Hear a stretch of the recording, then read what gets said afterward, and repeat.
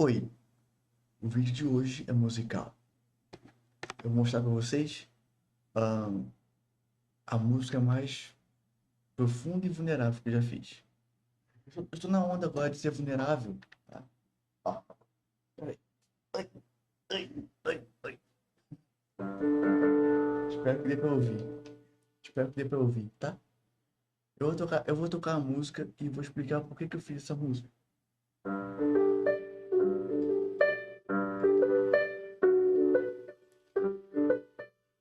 Ah, só uma coisa. O nome dessa música é Brinquedos e Boletins. É uma metáfora sobre a metáfora do filho pródigo. Ou seja, uma meta-metáfora.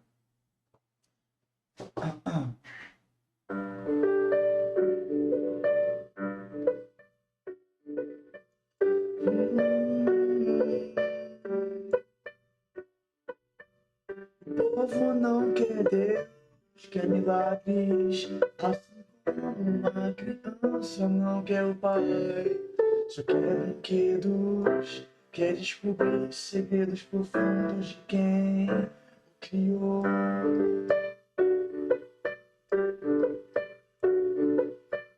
O povo só quer o diabo e quer ter bênçãos. Assim como uma criança esconde seu boletim do seu pai, com medo de repreensão. O que sobra da criança quando ela foge sozinha da casa do seu pai, deixando brinquedos e boletins pra trás.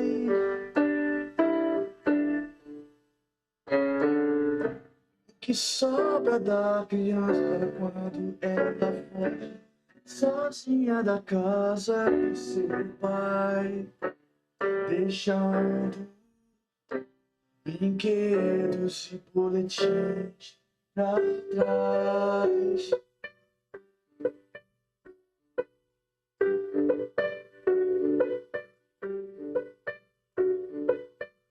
O povo não teme a Deus, só teme ao inferno. Assim como uma criança age certo do castigo e não pelo prazer do amor.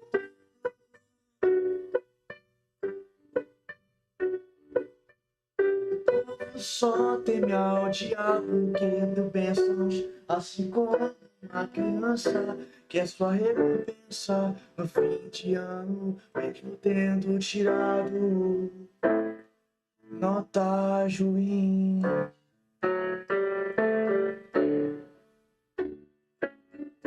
O que sobra do pai quando descobre que fugiu por sua própria petição, enquanto com ele tinha toda proteção.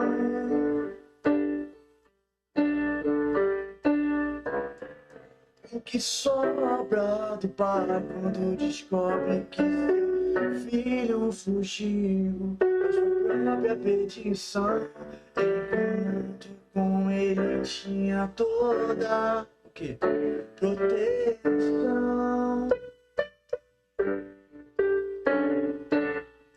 O que sobra do pai quando descobre que seu filho fugiu por sua própria petição, enquanto com ele tinha toda proteção.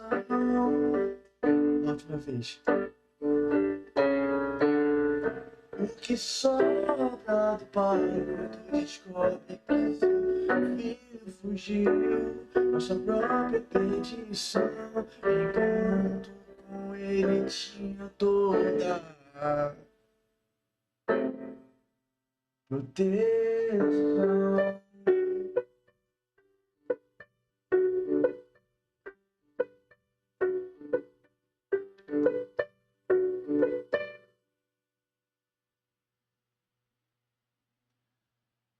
Essa música eu fiz porque eu já estive dos dois lados do filho que fugiu e do filho que orgulhou o pai por ter voltado. E é, às vezes não, sempre eu gosto de ser vulnerável, mostrar que aqui ainda tem um coração de carne. Algumas pessoas, uma pessoa que já citei aqui, fez meu coração ficar de pedra por muitos meses. Porque é sempre assim. A gente abaixa a guarda e assim como um boxeador, a gente toma um soco na cara. Enquanto a gente espera por um abraço, a gente apanha de gente que a gente queria amar para sempre. E assim, quando isso acontece, eu vejo quanto que deve doer em Deus. Porque Ele, acima de todas as pessoas, é quem mais sofre com isso. Tudo que Deus queria e quer, e vai continuar querendo até ele voltar, tá vendo você voltar para a casa dele e tá assim, ó, ele tá assim, esperando por um abraço. E ao invés de do filho voltar e abraçar o pai, o filho vem e dá um soco na cara dele, com a mão bem fechada, bem no meio do rosto dele. E a pior parte é que ele não revida. Ele bate, ele apanha, no caso. Aqui, ele faz assim, ó. Porque ele fala assim, eu prefiro virar o meu rosto e deixar você bater do que revidar e perder você para sempre. Eu tenho certeza que enquanto eu falo isso, ele tá emocionado. Porque ele é uma pessoa com sentimentos também. Então, se Deus pode falar, eu tenho sentimentos também, a gente também pode falar para alguém que fere a gente. Isso não quer dizer que a gente não perdoa, mas a gente sente. Tem um filme do X-Men, dos X-Men. Eu acho que é da trilogia clássica, tá? Onde tem o Hugh Jackman, aquela. A, o Hugh Jackman sempre esteve aí, mas tem aquela Jean Grey mais velha, sabe? Esqueci o nome dela. Deixa eu ver aqui.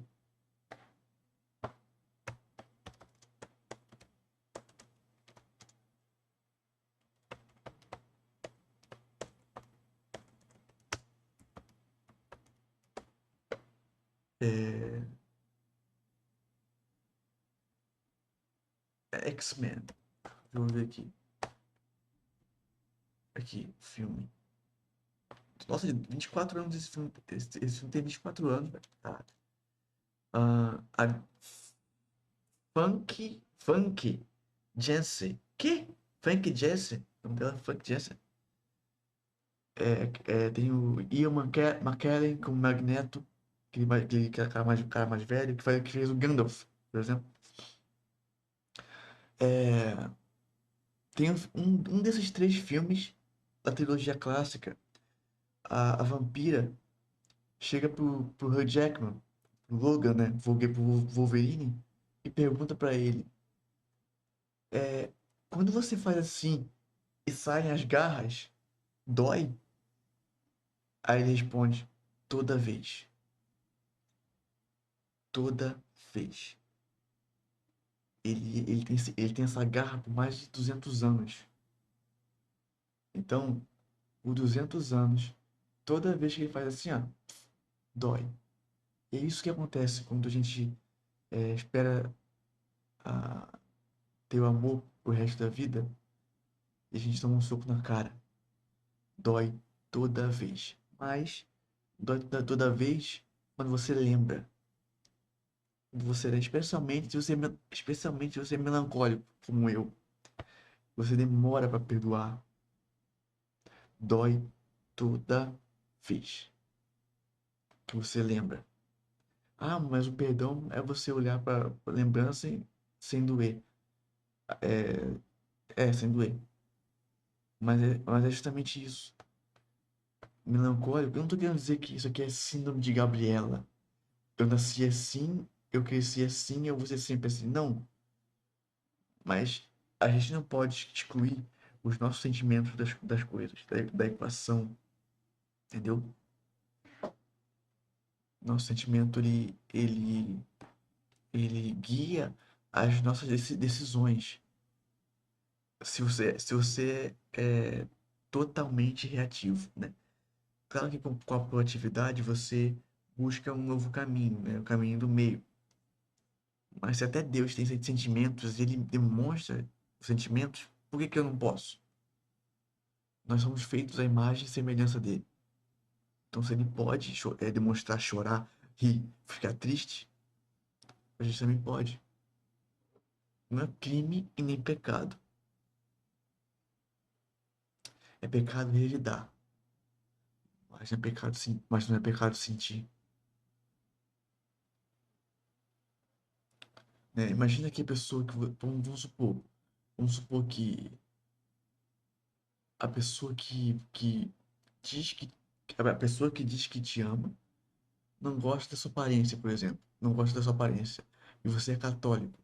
E você sabe que o casamento, ele na Igreja Católica, não existe divórcio. Existe anulação, nulidade matrimonial, que é a igreja acredita que aquele casamento nunca existiu. O que é pior que divórcio, porque é um desprezo por que você passou, sei lá, por 10, 15 anos. Aí você vai, pede a nulidade e aquilo nunca existiu. Ou seja, 15 anos da sua vida não existiram, né? Mas tirando a nulidade, o casamento é para sempre, não tem divórcio. Imagina ficar 50 anos com uma pessoa que não gosta de como você é. Ficar 50 anos com uma pessoa que não gosta de você. Que não, por exemplo, não vê nada de bom em você, no seu rosto, em quem você é. Imagina viver 50 anos com uma pessoa assim, aonde você já tinha, né, autoestima baixa, aí vem um ser humano e pega você e joga no abismo de baixa autoestima. Isso é receber um soco na cara enquanto você espera um abraço. Por quê?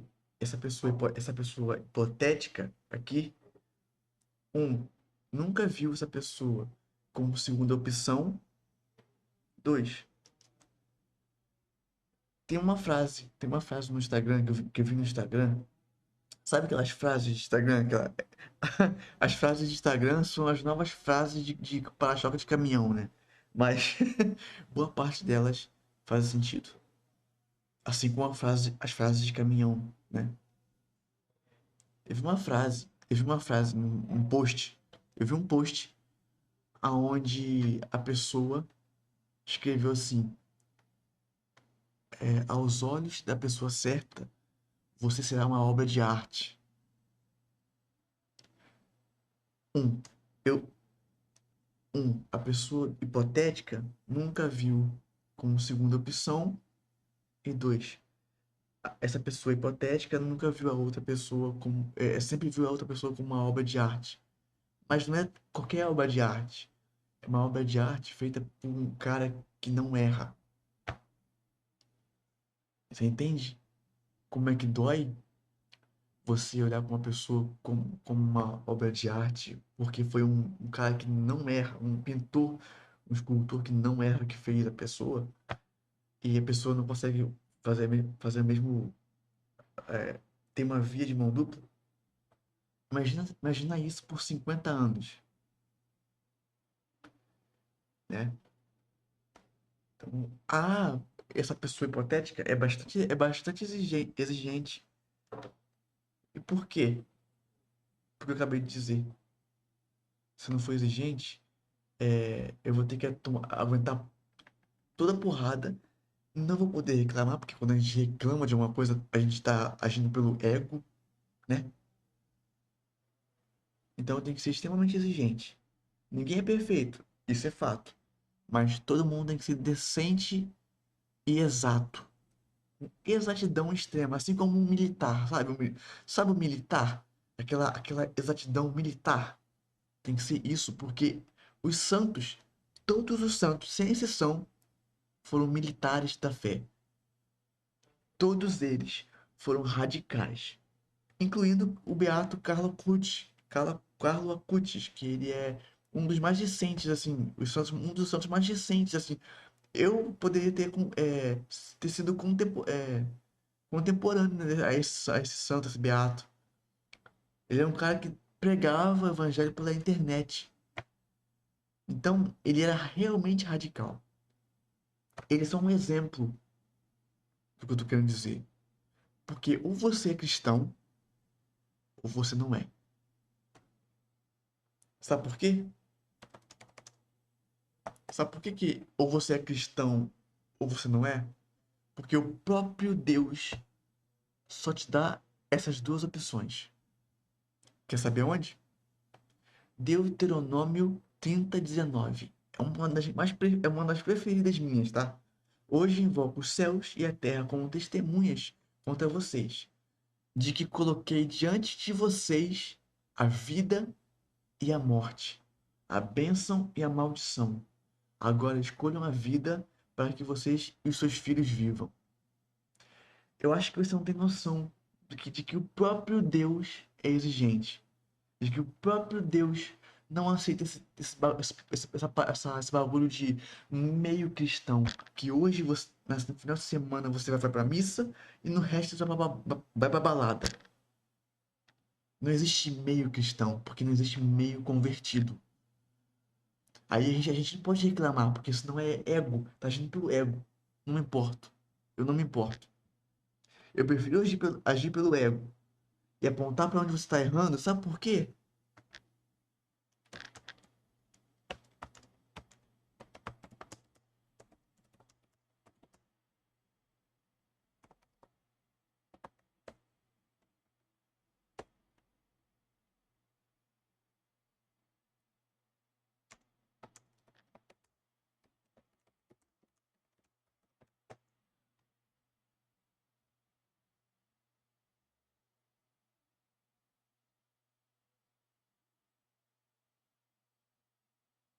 Ó,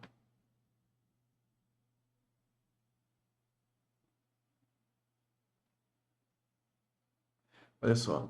Ezequiel 3:18 diz o seguinte: Quando eu disser ao ímpio, certamente morrerás, não o avisando tu, não falando para avisar o ímpio, ou não falando para avisar o ímpio acerca do seu caminho ímpio, para salvar a sua vida, aquele ímpio morrerá na sua maldade, na maldade dele mesmo, mas o seu sangue da tua mão o requererei. Ou seja, ele cai porque ele escolheu o caminho, mas o sangue também está nas tuas mãos.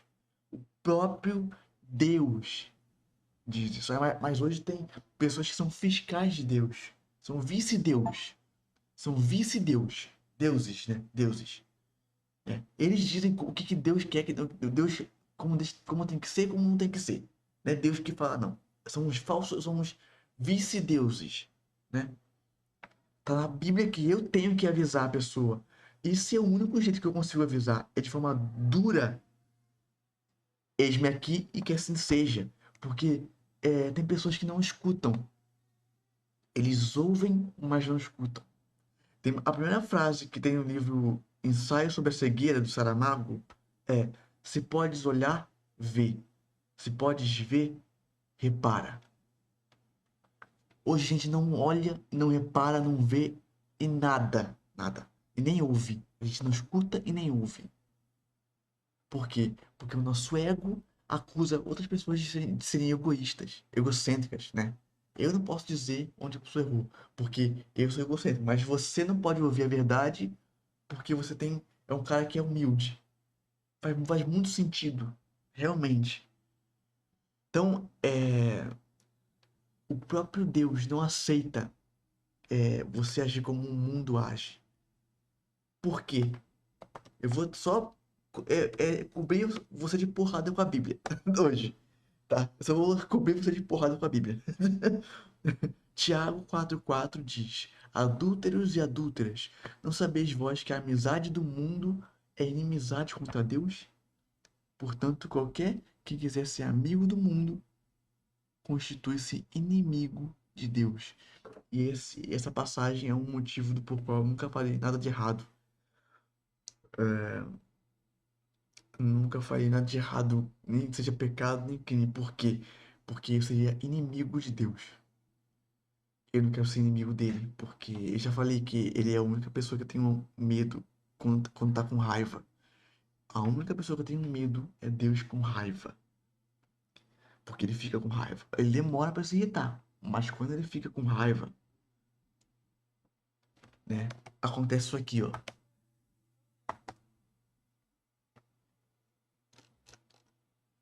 Pois misericórdia e ira estão sempre em Deus, grandemente misericordioso, porém capaz de cólera.